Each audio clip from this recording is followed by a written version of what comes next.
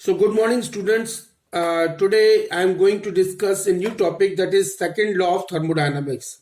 So before discussing the second law of thermodynamics, few points were left in the last episode, that is cyclic process. So what is this cyclic process? In a cyclic process, the system returns to its initial state after undergoing a series of changes. यानी कोई भी system के अंदर जितने भी changes हों उसके बाद वो जो है वो अगर अपनी इनिशियल स्टेट पे आ जाता है, that is known as a cyclic process.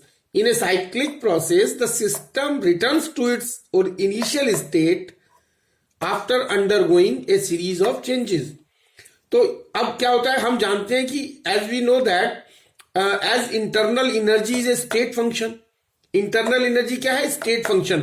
मतलब it depends upon the position state and since it is in a cyclic process, so therefore in a cyclic process since the system returns to its initial state, then delta U is must be zero for a cyclic process. यानी change in internal energy must be zero for a cyclic process. From first law of thermodynamics, we know that delta Q is equal to delta U plus delta W. So here delta U is equal to 0 means delta Q is equal to delta W. Hence in a cyclic process, the total heat absorbed by the system is equal to the work done by the system. यानी total heat absorbed is equal to total work done. Now limitations of first law of thermodynamics. देखिए first law of thermodynamics की जो है वो limitations कौन कौन सी हैं. So first limitations जो है वो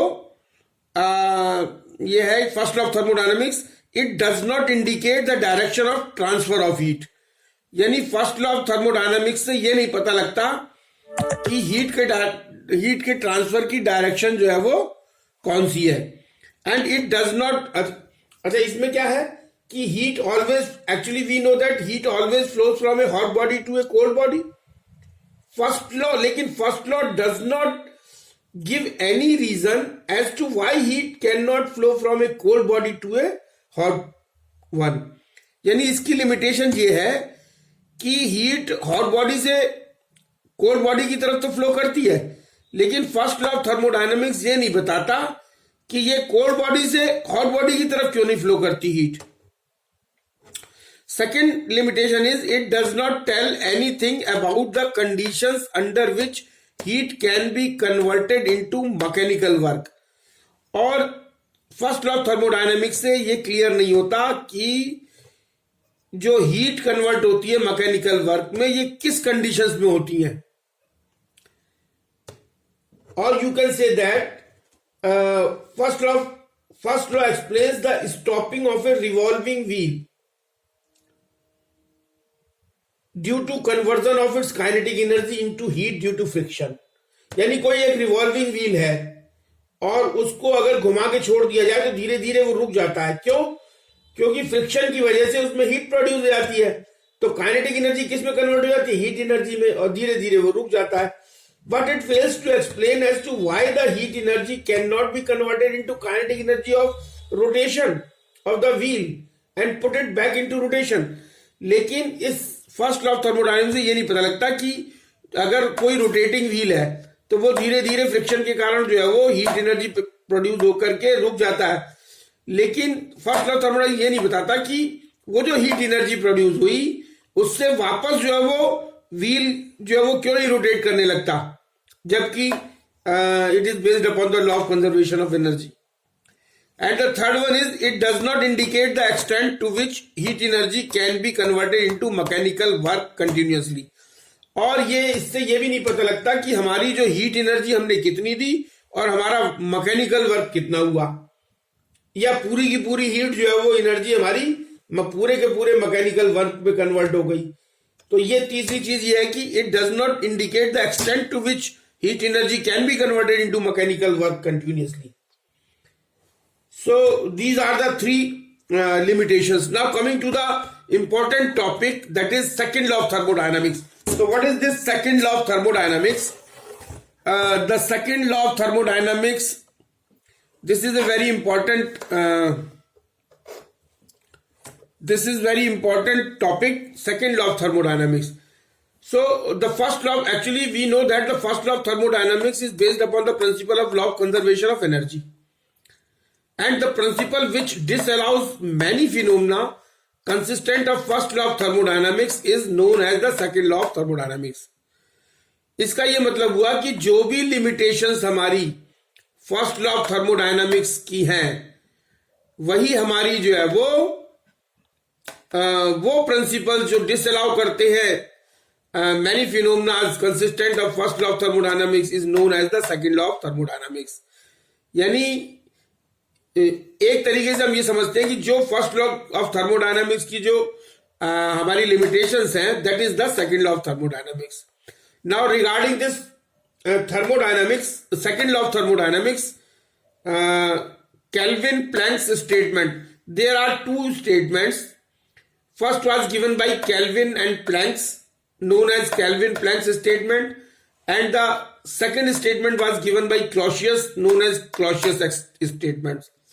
तो Kelvin-Planck ने जो है वो सेकेंड लॉ ऑफ थर्मोडायनामिक्स की अलग डेफिनेशन दी, और क्लॉसियस स्टेटमेंट ने सेकेंड लॉ ऑफ थर्मोडायनामिक्स की अलग डेफिनेशन दी. So according to Kelvin planks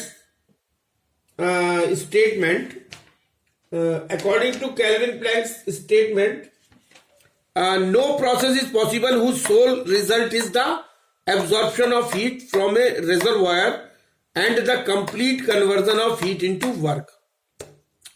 So इसने ये बताया कि नो प्रोसेस इज पॉसिबल, कोई भी ऐसा प्रोसेस पॉसिबल नहीं है जिसका कंप्लीट रिजल्ट जो है वो हीट एब्जॉर्प्शन का from a reservoir and the complete, उसका कंप्लीट कन्वर्जन जो है वो हीट का वर्क में हो. And the best example of this is applicable to a heat engine. This statement is applicable to a heat engine. और heat engine में क्या होता है कि it indicates that working substance operating in a cycle cannot convert all the heat extracted from the source into mechanical work. It must reject some heat to the sink at a lowest temperature. यानी पूरी की पूरी जो heat है वो mechanical work में convert नहीं होती है. ये थोड़ी बहुत जो हीट है वो लोअर टेम्परेचर पे सिंक में रिजेक्ट हो जाती है, चली जाती है. So this is the Kelvin Planck's statement. And the Clausius statement, no process is possible whose sole result is the transfer of heat from a colder object to a hotter object. And this is applicable to a refrigerator.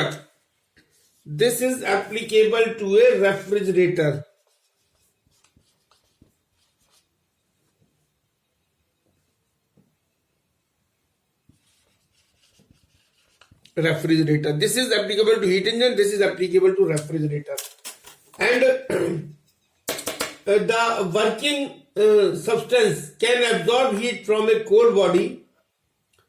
The working substance can absorb heat from a cold body only if work is done on it. The work is done by an electric compressor. If no external work is done, the refrigerator will not work. Now, significance of second law. So there are two significance of second law. Second law के दो significance हैं. देखिए second law के दो significance है. Significance of second law, there are two significance of second law. So according to second law, the efficiency of a heat engine can never be unity. यानी heat engine की जो efficiency है वो कभी भी वन नहीं हो सकती, यूनिटी नहीं हो सकती. The efficiency of a heat engine can never be unity. इसका मतलब क्या हुआ? This in turn implies that the heat released to the cold reservoir can never be made to zero. और दूसरा जो इसका सिग्निफिकेंस क्या है? According to second law, the coefficient of performance of a refrigerator can never be infinite. और जो refrigerator की जो कोफिशिएंट ऑफ परफॉर्मेंस है वो इनफाइनाइट नहीं हो सकता. This implies that the external work can never B zero. So these are the two significance of second law. Now reversible and irreversible processes. So there are two process, reversible and irreversible process. Reversible and irreversible process. तो reversible and irreversible process क्या है? So reversible process देखिए, reversible process क्या होती है? Any process which can be made to proceed in the reverse direction by variation in its conditions such that any change occurring in any part of the direct process is exactly reversed in the corresponding part of the reverse process is called a reversible process. So thus if some work is done by the system in the direct process, an equal amount of work must be done on the system in the reverse process.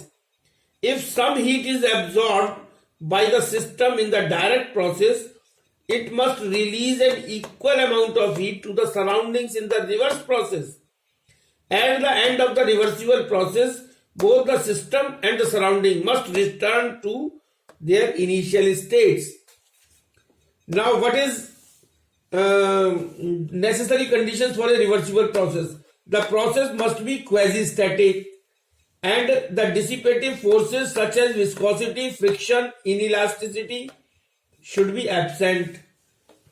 And the next is the irreversible process.